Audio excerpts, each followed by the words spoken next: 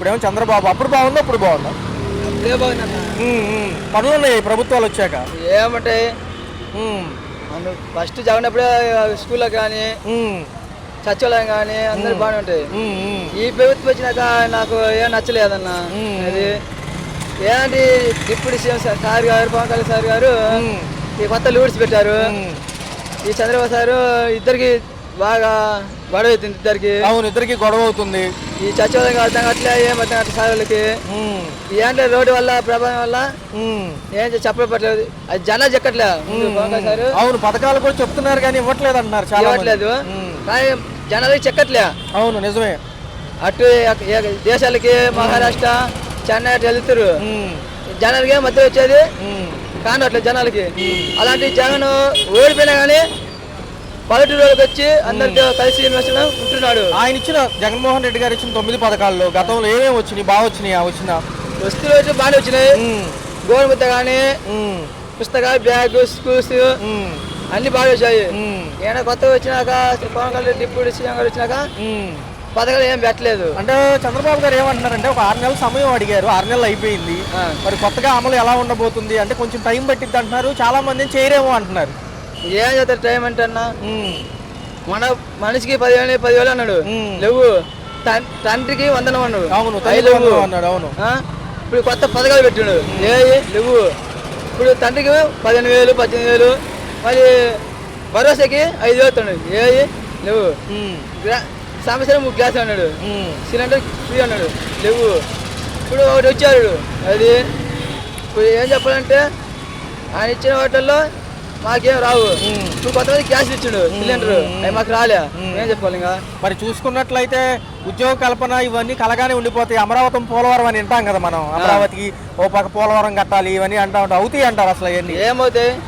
ఇదే సాధ్యం. అయ్యేం సాధ్యం? విద్యార్థులకి ఉద్యోగాలు లేవు, వాళ్ళు ఖాళీగా ఉంటున్నారు. 20 లక్షల ఉద్యోగాలు ఇస్తారంటున్నారు కానీ ఎప్పుడు ఇస్తారో తెలియదు. మరి 20 ఎప్పుడు ఇస్తాడు నాకు మాకే డౌట్ లేదు. ఇప్పుడు గ్యాస్ ఫ్రీ అన్నాడు, ఏ ఇప్పుడు కొంతమంది వచ్చి కొంతమంది రాలే. అలాంటి అమ్మఒడి ఇస్తున్నాడు, ఏ నువ్వు. ఇప్పుడు మొత్తం డాక్టర్ మొత్తం మార్చిండు. అవును. మహిళలకు 18,000 అని, ఈ డ్రైవర్ వాళ్ళకి 7,000, 15,000 అని. ఎటు చూసుకున్నా ఇబ్బందికరంగానే ఉంది. ఒక పక్క ఇసుక కూడా ఉచితంగా ఏం దొరకట్లేదు. ఫస్ట్ ఇసుక ఫ్రీ ఏది లేదు కాదు. ఇప్పుడు అమౌంట్ పెట్టాక డబ్బులు వచ్చేది. మరి జగన్మోహన్ రెడ్డి గారు మొన్న ఏమన్నారంటే ఈ పార్టీకి నేను ఉండుంటే ఒకవేళ గెలిచి ఉంటే 3 పథకాలన్నీ ఇచ్చేవాడు అంటున్నారు. ఇచ్చేవాడే. అదే స్కూల్కి అమ్మఒడి 15,000 ఇస్తాడు. ఫీజు రియంబర్స్మెంట్ కూడా ఇచ్చేవాడు అంటున్నాడు. కాలేజీకి సంబంధించి లేకుండా ఇచ్చేవాడు. మళ్ళీ ఇంటింటికి వచ్చి వాలంటీర్ వాళ్ళు వచ్చి ఇంటింటికి వచ్చి అమౌంట్ ఇవ్వడానికి, మళ్ళీ సచివాలయం ఇవ్వడానికి ఇబ్బంది. హాస్పిటల్ గ్రేట్ అన్న. మరి ఆంధ్ర ప్రజలు నమ్ముతారా చంద్రబాబుని, పవన్ కళ్యాణ్ గారు? పవన్ కళ్యాణ్ గారు ఎన్నో చెప్పారు కదా వచ్చే ముందు. నమ్మరన్న. అసలు జనాలకి రావట్లే. ఒక గెలిచినా కానీ జనాలు మధ్య పడితే అది లెక్క వేరు, మధ్యలోకి రావట్లే. అది మరి ఢిల్లీ, మహారాష్ట్ర ఇటు తిరుగుతున్నారు వాళ్ళు. అట్లా అట్లా ఆయన అట్లే ఉంది. లేదు ఇప్పుడు జగన్ ఓడిపోయాడు, పల్లెటూరులో కానీ వచ్చి మాట్లాడుతుండు. అది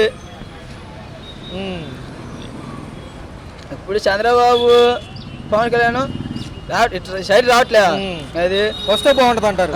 ఆయన రావట్లే.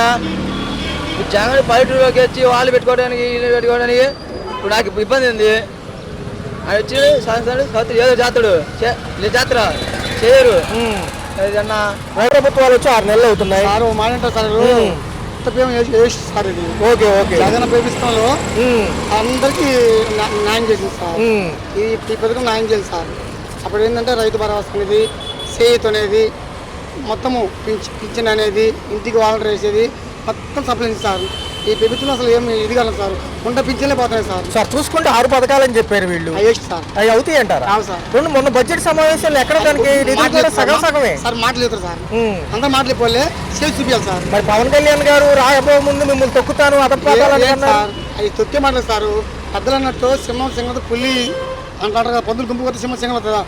సింహమే. మొన్న జగన్మోహన్ రెడ్డి గారు ఏమన్నారంటే ఈ యొక్క మీడియా సమూహంగా నేను ఉండుంటే ఈ పార్టీకి చేస్తారు చేసేవాడిని 200 అన్నాడు. జనవరికి కొత్త స్టూడెంట్ పిల్లలకి అమ్మఒడి వేసేవాడు, రైతు భరోసా ఇచ్చేవాడు, అన్ని ఇచ్చాడు సార్. చేయూత, పింఛన్లు నెలకు 50 ఇచ్చేవాడు. ఈ ప్రభుత్వం ఎవరు సార్? మరి ఆడపిల్లల పైన అఘాయిత్యాలు ఎన్ని జరిగినాయో మొన్న 2 నెలల్లో చూసాం మనం. అన్ని రేపులు అన్ని ఎన్ని మొన్న వరదలు వచ్చినాయి. జగన్ కోరుకొని న్యాయం చేసిండు, పదవులు ఉండలేకపోయినా అలా చేసిన మనకు కావాలి సార్. నువ్వు చెప్పి నేనైతే మాటలు జరగను సార్, ఇవన్నీ అవి జరగని మాటలు. వాలంటీర్లు పక్కన పెట్టారు, మరి వాళ్ళ పరిస్థితి ఏమంటారు? 5,000 చేసే వాళ్ళకి ఏముంటుంది సార్ దాంట్లో? తీసేస్తారు, తీసేసారు అన్ని, పాపం వాళ్ళ తీసేస్తారు, ఉండకు అన్ని తీసేస్తారు, పింఛన్ తీసేస్తారు సార్. కన్ఫర్మ్ అది. కొత్తగా హౌస్ హోల్డ్ సర్వేలు ఇంటింటికి సర్వే చేస్తున్నారు. ఉన్నవి ఏరేస్తారంట, కొత్త వేస్తారంట. ఏంటి అసలు ఈ పథకం? ఉండేది చాలు సార్, ఉండేది చాలు, ఏరేసి సమస్య లేదు, ఉండేది చాలు. ఇంకా మరి రాబోయే కాలంలో ఎలా ఉండబోతుంది సార్? మరి ఉచిత ఇసుకన్నారు ఏమైనా దొరుకుతుందా? లేదు సార్, ఇప్పుడు ఆ ప్రభుత్వం వేరు ప్రభుత్వం లేదు సార్. అది అప్పట్లో పేదవాడికి ఏదైనా కావాలన్నా ఏమున్నా సార్ ఎన్టీ రామారావు న్యాయం చేసిండు, ఇప్పటికీ అని తలుచుకుంటున్నాము. రాజశేఖర్ చేసిండు, ఇప్పుడు అనుకుంటున్నాము. అలా చేసేవాళ్ళు కదా సార్. మాకు పేదవాడికి అన్నం పెట్టాడు కాదు, కానీ ఉండే దానికి కూడా అది కరెక్ట్ కదా సార్. నిత్యావసర సరుకుల ధరలు, కరెంట్ ఛార్జీలు ఎలా అనిపిస్తున్నాయి? అన్ని పెరుగుతాయి సార్, అన్ని పెరుగుతాయి. రోడ్ల వ్యవస్థ పునరుద్ధరిస్తామంటున్నారు. ఈసారి గ్రామాల్లో ఉన్న రోడ్లకు కూడా టోల్ గేట్లు పెట్టి డబ్బులు కట్టాను సార్. మా సొంత మా దగ్గర నిజం సార్. పనులు ఉన్నాయి అసలు ఈ ప్రభుత్వాలు వచ్చాయి లేవు సార్. ఉన్నోడే పూటికి లేనివాడే ఇదే పోతున్నాడు సార్. పేదవాడి పరిస్థితి పేదవాడితో ఏం సార్? ఇప్పుడు నువ్వు గెలిచినావు సార్, గెలిచినప్పుడు పేదవాడికి ముద్దానం పెడితే నీ పేరు చెప్పుకుంటాము. నువ్వు పెట్టకుండానే వాడి నోటిగా కొడితే వాడు ఏం చెప్తారు సార్? సార్ ఒక మాట సార్, జగన్ ప్రభుత్వం చేసినట్టు ఈ ప్రభుత్వం చేయిస్తారు అన్ని మాటలు చెబుతాము, ఆ మాటలు జరగదు సార్. ప్రజల్లోకి వచ్చిన నాయకుడు ఎవరు? అంతకు ముందు మీరు చూశారు, నిజంగా ప్రజల్లోకి వచ్చిన నాయకుడు దిగా సార్. అంతకుముందు జగన్ న్యాయం చేసిండు, రాజశేఖర్ చేసిండు, ఎన్టీ రామారావు చేసిండు సార్. ఈ ప్రభుత్వం పవన్ కళ్యాణ్ వేస్ట్, చంద్రబాబు వేస్ట్ చెబుతుర్రు. ఇవన్నీ నమ్మకంతో సార్. 3 భాగాలు నమ్మకం. మండలం పోలంపల్లి గ్రామం సార్. మా నిరోధక తాడపల్లి ఎమ్మెల్యే తాడపల్లి చంద్రశేఖర్, మా ప్రెసిడెంట్ పప్పుశెట్టి శ్రీను. ఇప్పుడు అతను చేసినట్టు ఈ ప్రభుత్వంలో వచ్చారు పక్క ఎవరు చేయలేదు సార్. మా ఇళ్లకు బోర్లు ఏంది, సిమెంట్ రోడ్లు ఏంది, శ్మశాన బావి ఏంది, మళ్ళీ అన్ని సైకిల్ పైపులు ఏంది, వాటర్ పైపులు అన్ని న్యాయం చేశాడు సార్. పప్పుశెట్టి శ్రీను అని అన్ని న్యాయం చేశాడు. ఇవన్నీ దొంగ మాటలు చేయలేదు సార్. మా ఊళ్ళో టీవీ 10 సంవత్సరాలు గెలిస్తే ఒక న్యాయం చేయలే. అది నమ్మే పరిస్థితి ఉందా జనాలు ఈసారి? ఇది కంపల్సరీగా 190% సీఎం జగనే. ఓకే. సమావేశాల్లో కూడా ఏది కూడా రాయితీ అయితే ఇవ్వలేదు. ఎలా అనిపిస్తుంది ఈసారి? అదే అండి, కొంచెం రేట్లు అయితే పెరిగినాయండి. మొన్న అయితే కొద్దిగా తక్కువగా ఉన్నాయి. కొన్ని వెజిటేబుల్స్ పెరిగినాయి, కొన్ని తగ్గినాయండి. ఎలా ఉన్నాయి మేడం? ఒక పక్క ఏమో అసెంబ్లీ సమావేశాల్లో ఎక్కడ రాయితీలు ఇవ్వలేదు, రెండోది చూసుకుంటేనేమో ఇంకా బడ్జెట్లు ఎక్కువ అవుతాయి అంటున్నారు. పథకాలు 6 పథకాలు అమలు వైపు వెళ్తాయి అంటారు. ఫస్ట్ నుండి ఇచ్చారు కదా, గ్యాస్ సిలిండర్లు, పెన్షన్ అన్నారు. అదే అండి, నెక్స్ట్ డిసెంబర్ నుంచి అంటున్నారు కదండి. మరి వెయిట్ అండ్ సీ. మేడం, ఈ పెన్షన్లు కూడా జనవరి నుంచి ఇస్తామంటున్నారు కొత్త పెన్షన్. ఈ హౌస్ హోల్డ్ సర్వేలని చేస్తున్నారు, ఏం అడుగుతున్నారు జనరల్ గా? అసలు ఇంకా తెలియదండి. సర్వేకి అయితే వస్తున్నారు కానీ ఇంకా చేయలేదు. ప్రెసెంట్ ఎంతమంది ఉన్నారు ఏంటి, ఆధార్ నెంబర్స్ అన్ని డీటెయిల్ తీసుకోండి. మేడం గారు, మరి చూసుకుంటే గతంలో చంద్రబాబు గారికి సంబంధించి ఏవైతే ఈ యొక్క 6 హామీలకి సంబంధించి చాలా బడ్జెట్లు అవుతాయి అంటున్నారు. మరి ఉచితాలు ఇవ్వచ్చు అంటారా? ఎంతవరకు ఏమో అంతా ఇంకా గవర్నమెంట్ మనీ బట్టి, దాన్ని బట్టి వాళ్ళ ఆలోచన అండి. మనం ఏం చెప్తామండి. ఉచిత బస్సు ఎంతవరకు సమంజసం అంటారు? లేడీస్ కి పనికొచ్చింది అంటారా? ఏమీ ఓపెన్ చేయలేదు కాబట్టి నో ఐడియా సార్.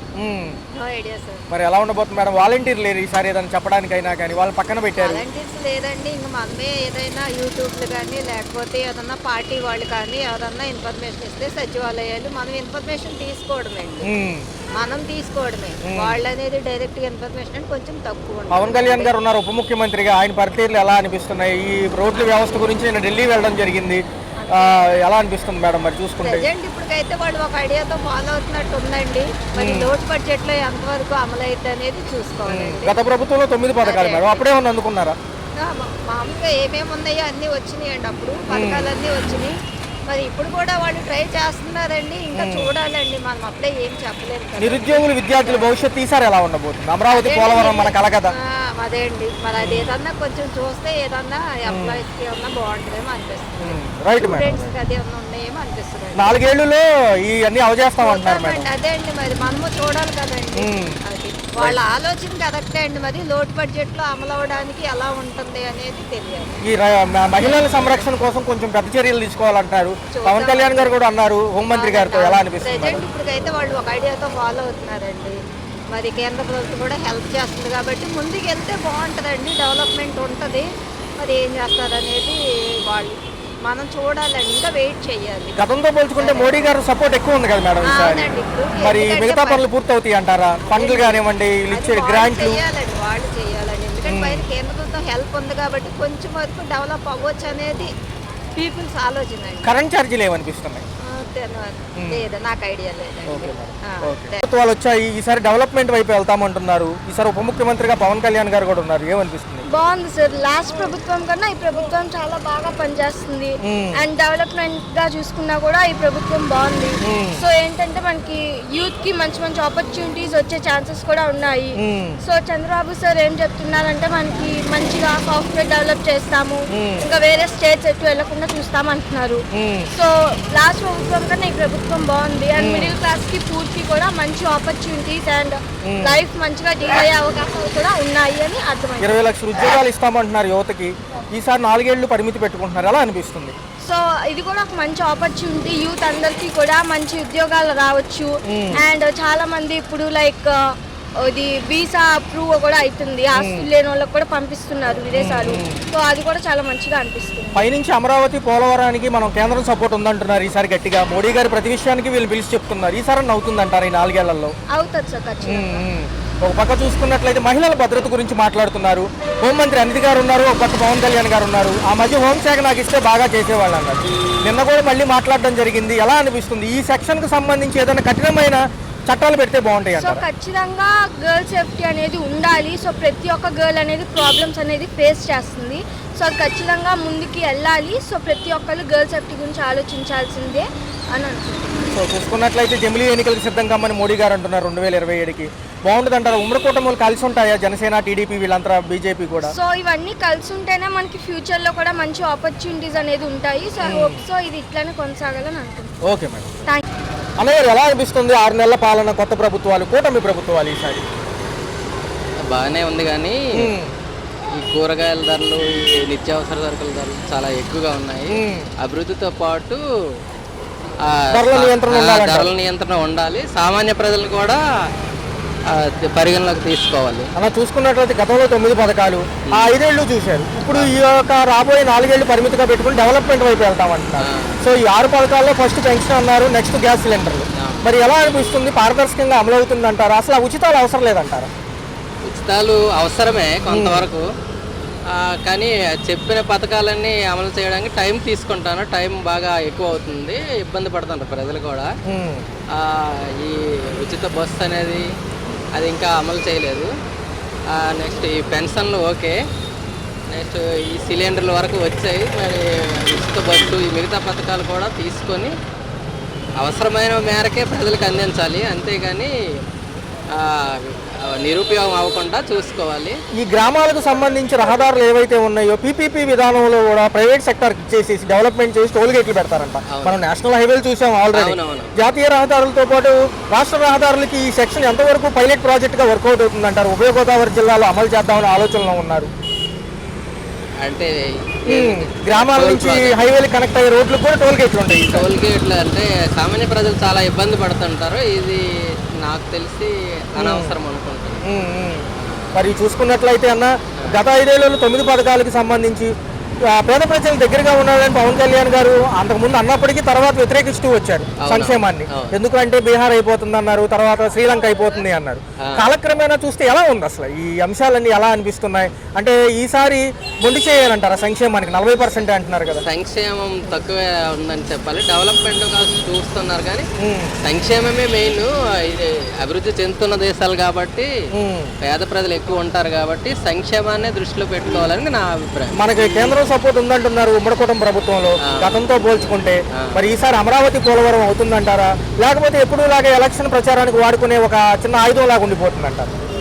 అంటే అవ్వచ్చు, ఎందుకంటే ఆ ప్రభుత్వంలో మన ప్రభుత్వం కూడా మద్దతు ఇస్తుంది కాబట్టి జరగవచ్చు. కానీ అది దీనిగా తీసుకొని రాష్ట్ర ప్రభుత్వం ఎక్కువ కృషి చేయాలని అనుకుంటున్నాను. జమిలీ ఎన్నికలను అవుతాయి అన్నయ్య గారు 2027 అంటున్నారు. 2029 సార్వత్రిక ఎన్నికలు కామన్ ఇక్కడ. ఆ హయాంలో మరి ఎలా ఉండబోతుంది? ఎందుకంటే ఈసారి మోడీ గారు దాని మీద ఎక్కువ ఆశలు ఉన్నారు. మన మహారాష్ట్రలో కూడా విజయకేతనం ఎగరవేశారు. పవన్ కళ్యాణ్ గారు కూడా ప్రచారం వెళ్ళొచ్చారు. జమిలీ అంటే మొత్తం దేశం మొత్తం మీద ఒకేసారి అంటే కష్టంతో కూడుకున్న పని, అందువల్ల కాదని అనుకుంటాను. అన్నయ్య గారు విశాఖపట్నం కారిడార్గా గ్రీన్ కారిడార్తో సహా అంత అభివృద్ధి అక్కడే ఉంటుంది. ఎక్కువ శాతం ఐటీ సెక్టర్. అవును. ఈసారి ఎలా ఉండబోతుంది? ఈసారి అన్న తీరుగతులు మారుతాయి అటు విశాఖపట్నం ఆల్రెడీ డెవలప్మెంట్, మిగతా ఏరియాలు కూడా కవర్ చేస్తే బాగుంటుంది అనేసి నా 20 లక్షల ఉద్యోగ కల్పనతో పాటు ఈ డిఎస్సి నోటిఫికేషన్ ఎప్పుడా అని చూస్తున్నారు. ఈ 4 ఏళ్ళు పరిమితి అభివృద్ధికి అంటున్నారు, ఎలా అనిపిస్తుంది? డిఎస్సి నోటిఫికేషన్ ఫిబ్రవరిలో ఇస్తా ఉన్నారు. అదే డిసెంబర్ మొన్న టెట్ అయ్యాక ఇస్తామన్నారు, కానీ ఇవ్వలేదు. ఏదో ఎస్సీ వర్గీకరణ దేనికోసమో ఆఫ్ చేసేసారు. కానీ నిరుద్యోగులు చాలామంది ఆశతో ఎదురు చూస్తున్నారు. ఎంత తొందరగా ఇస్తే అంత మంచిది. రైట్.